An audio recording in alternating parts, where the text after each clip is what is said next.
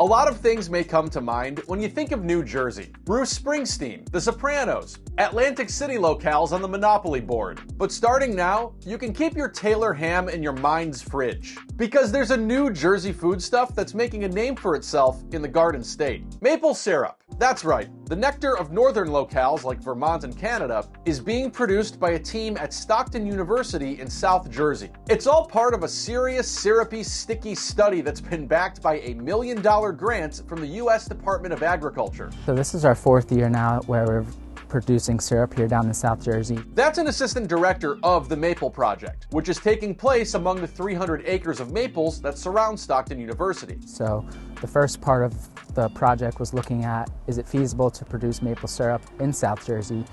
The main differences being our climate's a lot different than your typical maple syrup producing regions.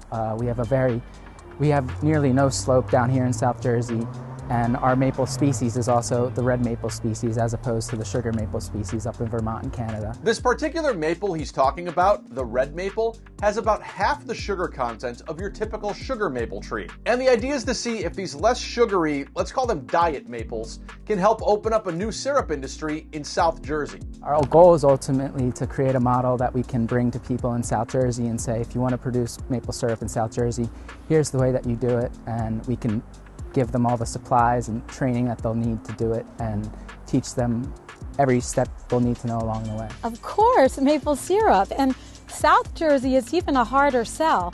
So in North Jersey, they actually have sugar maples, which makes production more feasible than what we see here in South Jersey. That's the director of the Maple Project, and yeah, it takes a bit more effort to get syrup from red maples. With your average sugar maple, this team says it takes about 40 gallons of sap to make a gallon of syrup. But with the red maple, you need at least 60 gallons of sap, because more water needs to be removed during the syrup making process. And even though famous inhabitants of the Jersey Shore may make the locale seem warm and inviting, South Jersey's warmer climate affects how and when sap flows. So in mid-January, that's when the Stockton team had to start making preparations to tap trees, before taking full advantage of its high-tech reverse osmosis and vacuum assist pump technologies to get its sapping system flowing. So what we're doing is unique. It is one of these things that we just stumbled upon, a really interesting research project.